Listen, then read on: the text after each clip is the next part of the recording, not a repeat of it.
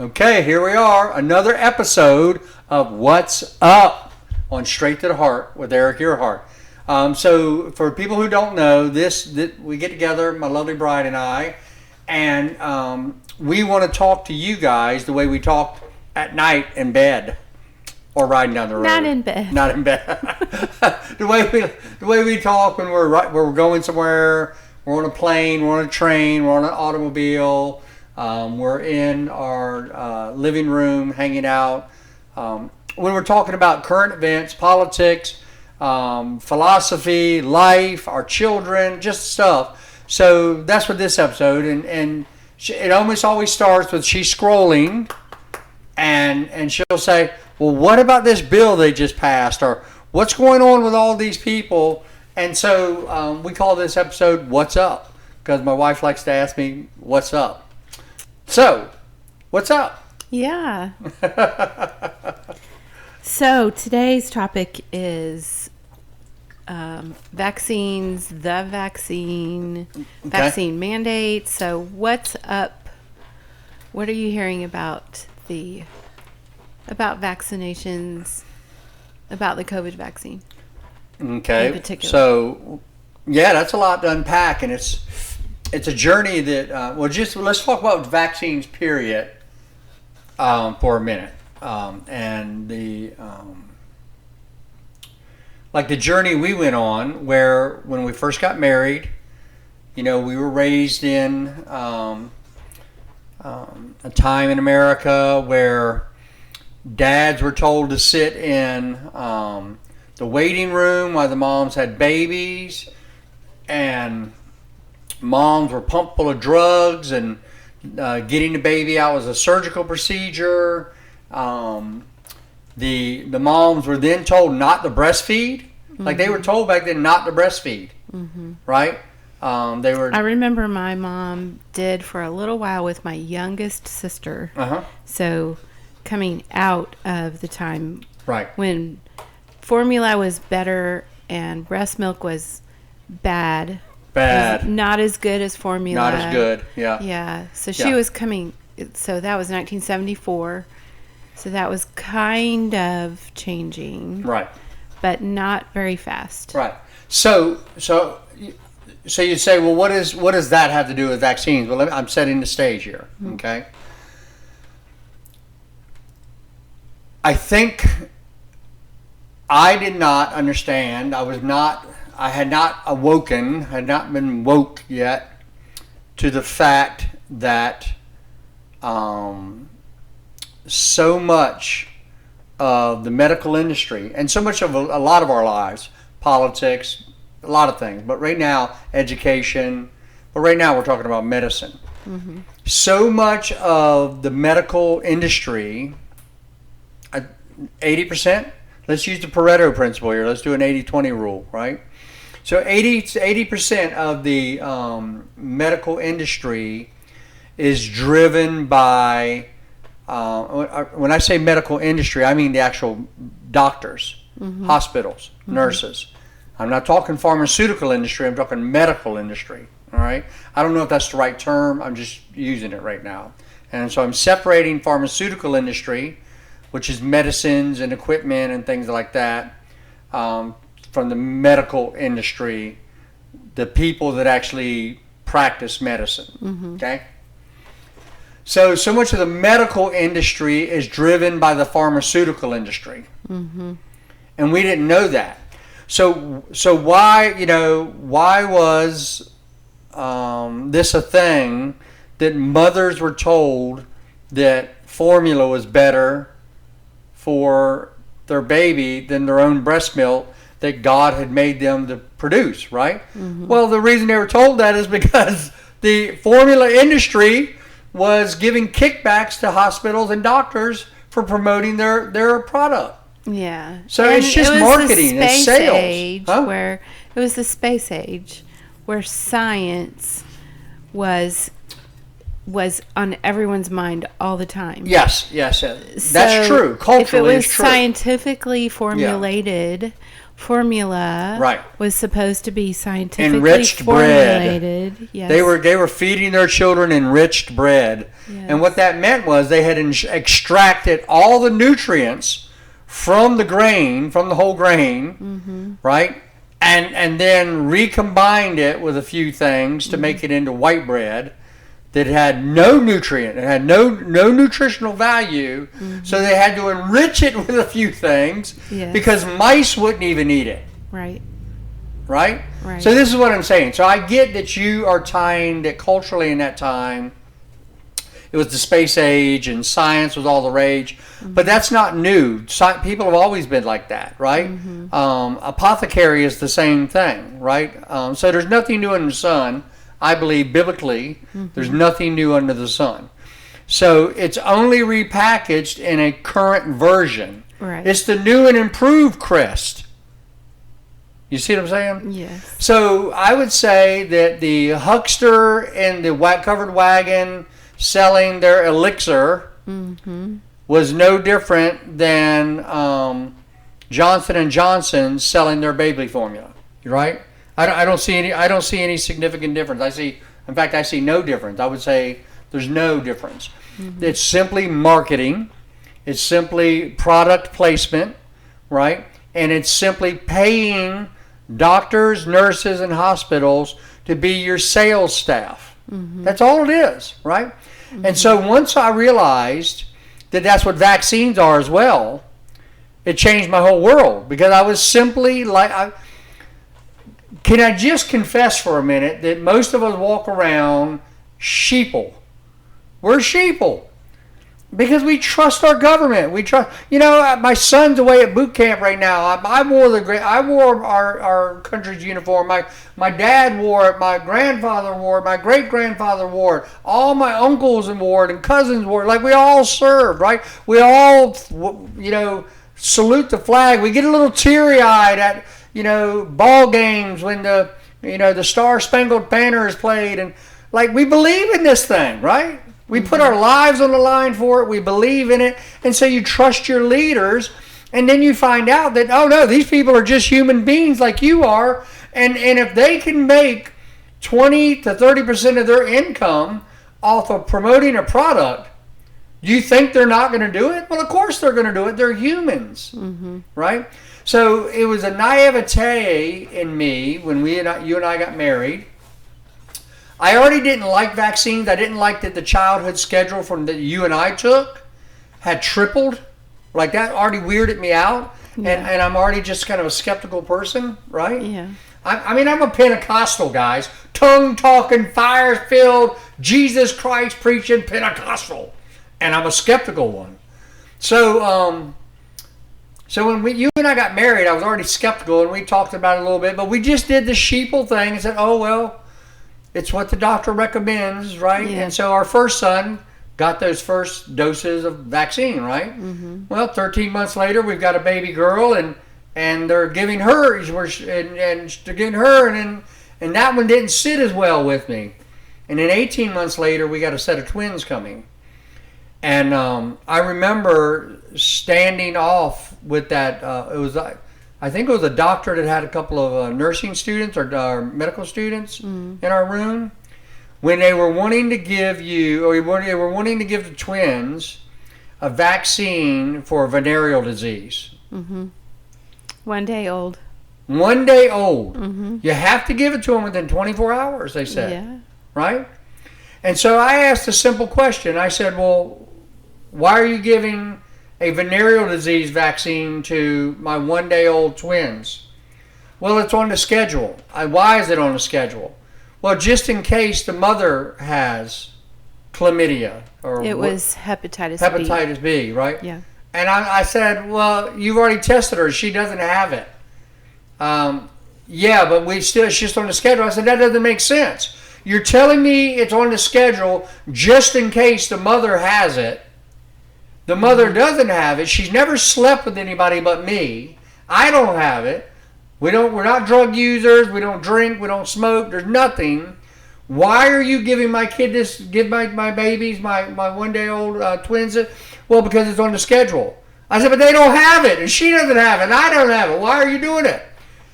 And So- that changed our whole world right there. So, what did RFK uncover lately? Have you seen it? Some, yeah. He found out that the CDC knew and somebody covered it up, Yeah. that vaccine that every baby gets, regardless of need, Yeah. is 1,135% more likely to cause autism. Right. Right. Well, that's like right now, I heard him, and it was another, this researcher that was on Joe Rogan this week, and I should have pulled her up before we started this conversation. But she was talking about, what opened her eyes was the flu vaccine. Mm-hmm. She started researching it, right? And she expected it to find it, back to the Pareto principle, 80-20 rule. It's a real thing in the universe, right? Mm-hmm. If you don't know about the Pareto principle, we'll look it up. It's real, right? We all know the 80-20 rule. It's what it's called. Anyway, so it's a real thing. So she was expecting, as a researcher, to find that flu vaccines gave, 20%. She already knew they weren't going to be great. Her research was probably going to find out they weren't great, but that they gave some benefit, right? There was some 20% benefit. They weren't great at what? Preventing hospitalization, protecting people from death, right? Keeping you from getting the flu worse, because that's what it's supposed to do, right? Okay. Anyway, so she already figured that her research was going to find that they weren't great, because she pulled a bunch of other research, right? Mm-hmm. And the other research was like, I'll give you her quote here in a minute, and I heard RFK Jr. Give a similar quote to this, but anyway, so she thought, all right, let me research this, see what the effectiveness is. I don't think it's going to be great, but I expected to find some benefit, right? What she found was zero benefit to it, but there were negative consequences, right? And so what she said when she looked at the research, and I might be mixing her and Kennedy's quote a little bit here, because we've watched so much of it lately. My goodness! But thank God for that. Yes. Like decipher it, watch it, go back and look it up, see if the studies they're quoting are real. Like, you can do that if you want to take the time, right? I know it can be overwhelming, but you can decipher whether this stuff's real or not, right? Mm-hmm. Anyway, so I think it might have been Kenny that said this, but I'm attributing it to this lady.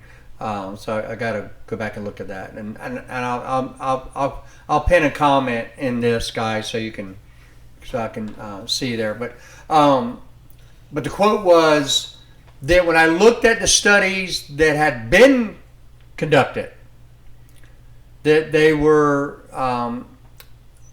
what did it say? That there were elementary school science projects that were done with more rigor. It was Kennedy.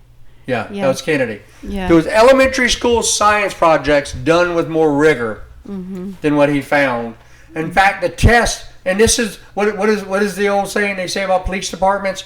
We investigated ourselves and found nothing wrong, right? Yeah. And so that's what it is. So you always have to ask why.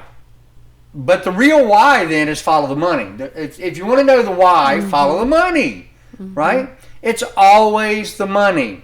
So let's just say for a minute that, okay, all these researchers and all these vaccine scientists and all these people are not corrupt in the fact that the money's not going in their pocket and they're not in the Bahamas, because that's what we think when we say follow the money. No, in this case, it's follow the money for research, because that's what they fight for. They fight for research dollars, right? When I had Judith Curry on here, the world's foremost climate scientist, right? And she was shut out of all research money when she exposed that what was called the hockey stick method, right? Anyway, so you have to go back and watch that episode. She's amazing. Anyway, so she exposes this in 2015. Well, how do they get her back? They cut her out of all research grants. That's it. They just cut her out of all research money.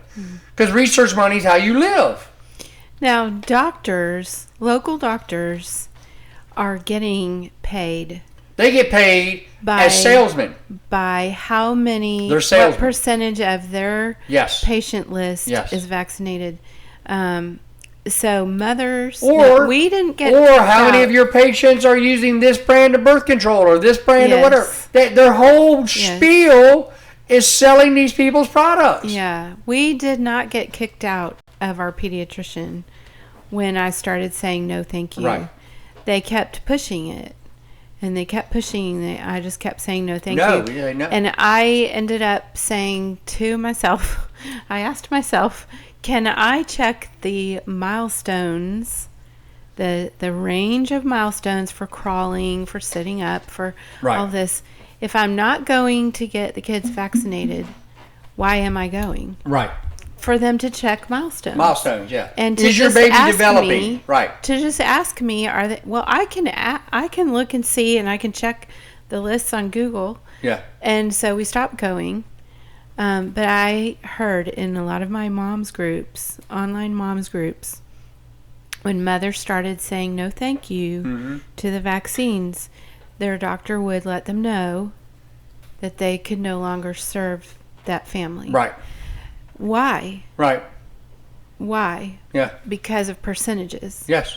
If their percentage went down, then their bonuses go down from the pharmaceutical companies that make the vaccines goes down. Well, you remember Pastor Alex used to work for a pharmaceutical equipment company, and he was in that racket, right? And he was making tons of money as a salesman. Lots of money. Doing what? Getting doctors and nurses to prescribe the piece of equipment that his company made, right?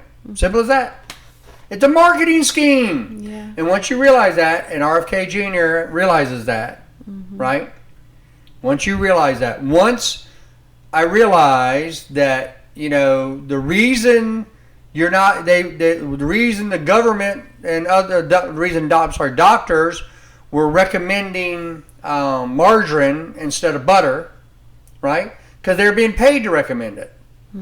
Once you realize they're recommending formula instead of booby milk, you find out they're paid to recommend it. They used to recommend Dr. Pepper. Yes. Start them before 2 years old on Dr. Pepper. And my mom and dad believed in it. There's a picture of me with a baby bottle with Pepsi in it. Oh my goodness.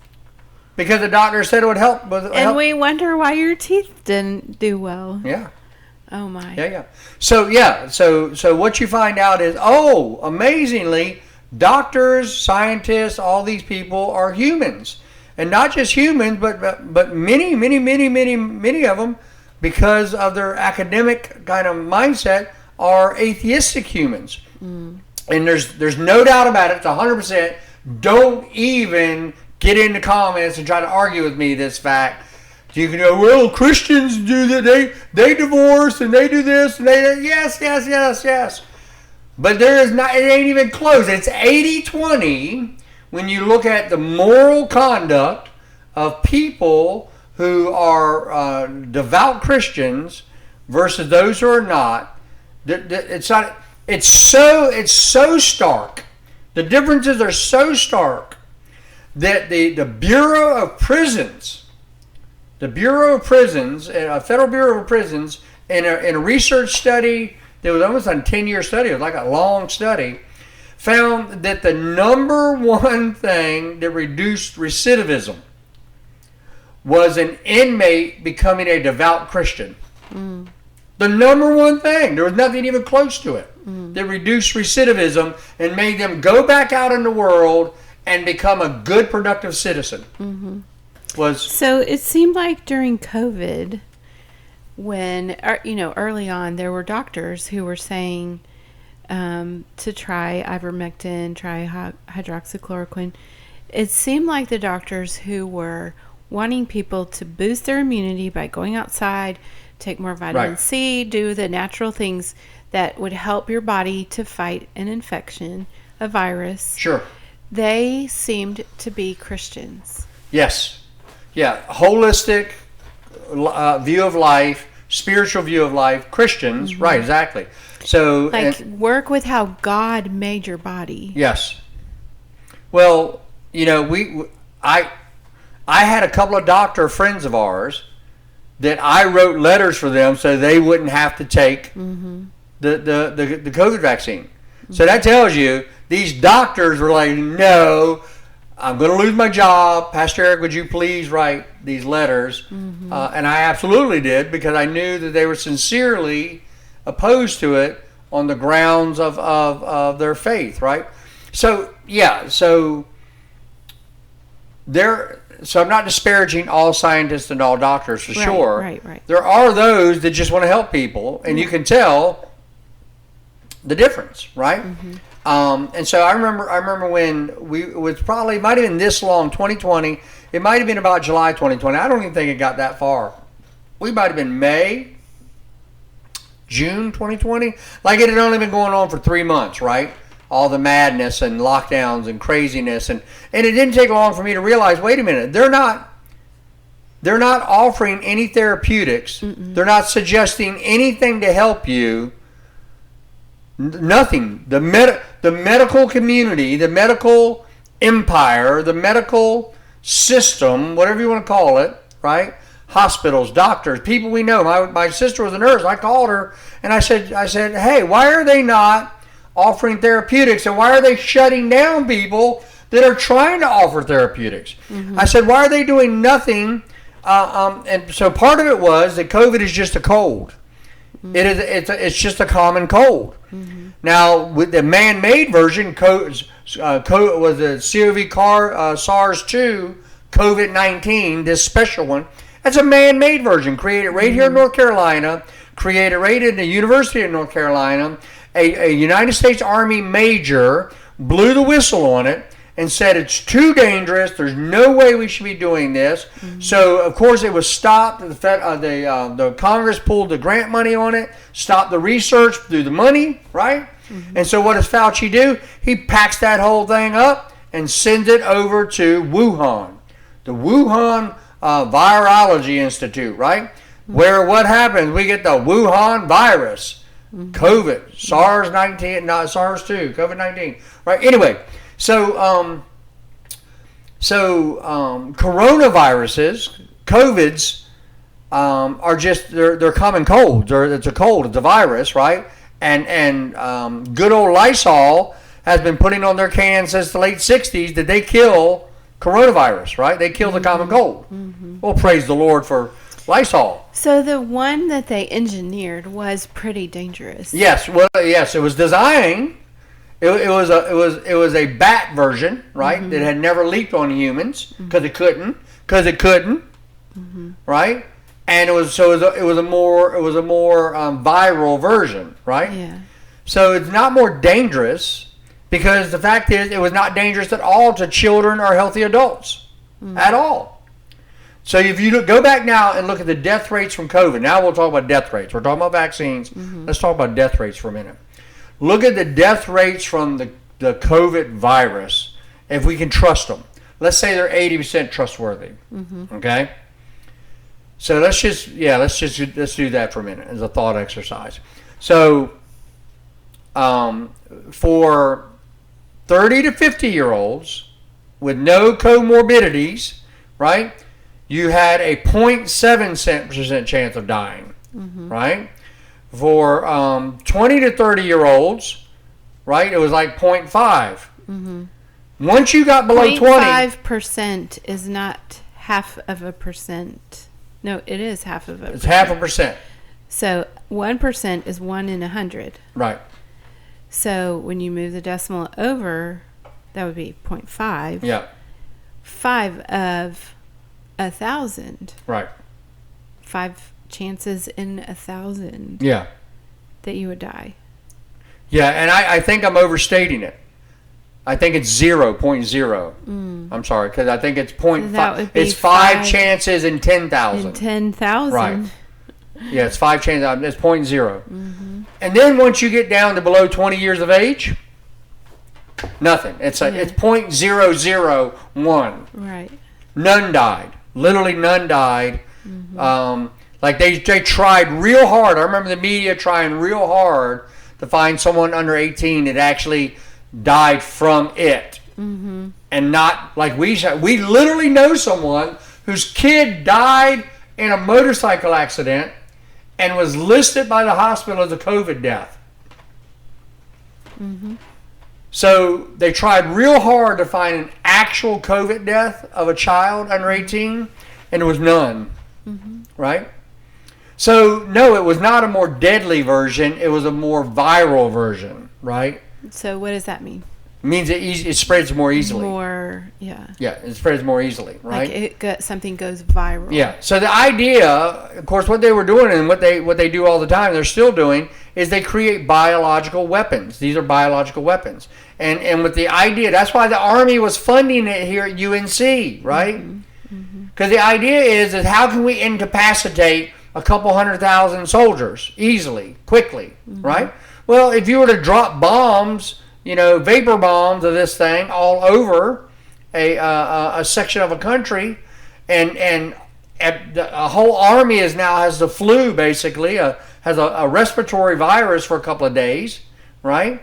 You have literally sidelined that military for those couple of days, right? That's significant.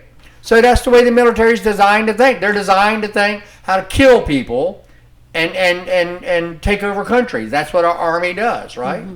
So, but even the military was like, whoa, this was too deadly. It's too dangerous to be playing with, right? And so now we know that from one version of the COVID vaccine, there is an acknowledged 470,000 deaths, right? More than all the combat deaths of World War I, World War II, and Vietnam together. Right? Now, what's so crazy is you hear people say stuff like, well, yeah, but how many millions did it save? Well, we don't know because it was killing so many people. We don't know if it saved anybody. My suspicion is, and they seem to be finding out, it probably didn't save anybody. It was like the flu vaccine. It was less effective than a junior high science experiment, right? Well, I follow this one author on Facebook. Lots of homeschooling moms follow her, and I won't say her name. Okay. Because I don't feel like she needs to be called out for this, maybe. Okay. But she was saying that she and her husband were getting boosted every single time. Every time there was a booster coming out.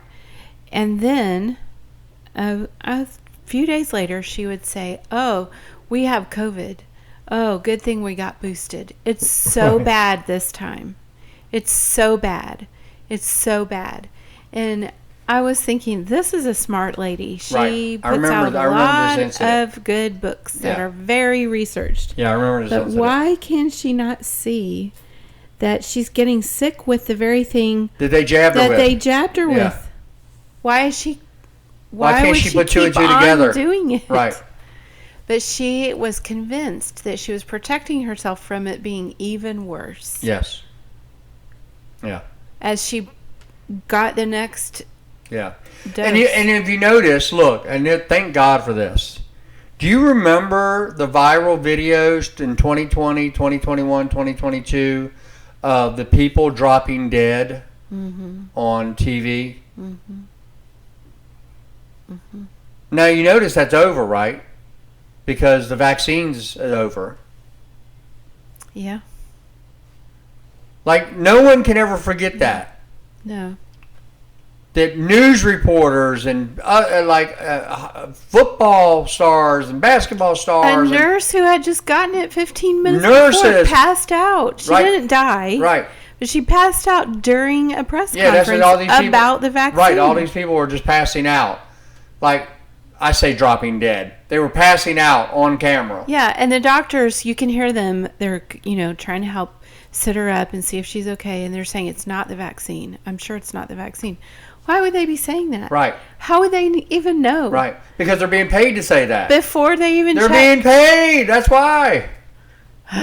Yes. I know. It's maddening. Anyway, so, yeah.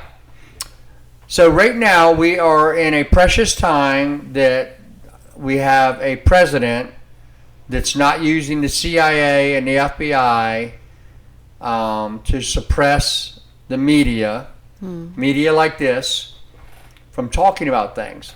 Because anything that we can talk about riding down the road in our kitchen table. So yesterday, in my memories, popped up a video. I made a video, so angry. It was July of 2020. And our next door neighbor, him and his precious wife had 2 little girls, right? I don't know if they had the second girl in 2020 yet, their baby. But anyway, so our neighbor next door, I walked out the door and he was standing over there in the yard, and he, hey neighbor. And so I walk over and we're just talking and all of a sudden we go from talking loudly like this, and he breaks into a whisper and leans over to me. And he goes, Eric, something ain't right.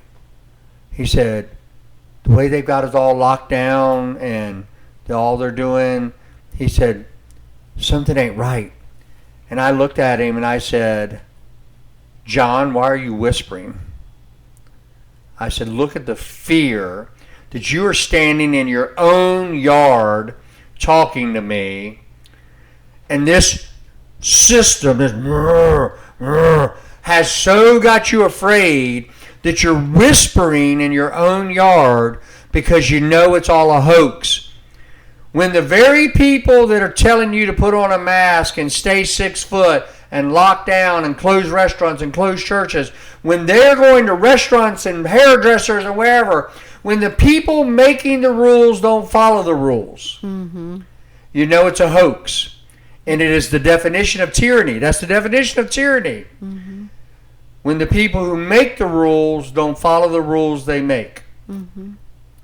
They are practicing tyranny. And so it was just a giant, giant ball of tyranny that made billions of dollars, if not trillions of dollars, for the pharmaceutical companies. And people died. Well, we're in an age where it's going to keep coming out and keep coming out. And, I don't know how much we've enlightened people today, but all I can say is this. I didn't shut up about it then. We never closed our church doors, not once. And when my denomination threatened me, when the sheriff, all of it, we never closed the doors. We're not going to do it because Jesus Christ is Lord. And we knew that even if this was real, if it was the plague and bodies were going to be laying in the streets, then we knew it was going to be our job as Christians to be there for them, to pray for them, to love them, and be with them. And if we were going to die helping those dying, then so be it. It was the right thing to do. And it turns out it was the right thing to do. It was. It was. Well, we'll just have to talk about this again some more on What's Up, huh? Yeah. Yeah. All right, guys. Thanks for joining us on What's Up. Hey, keep your eyes on Jesus. There's nothing else that matters. God bless you. We love you. We'll see you next time.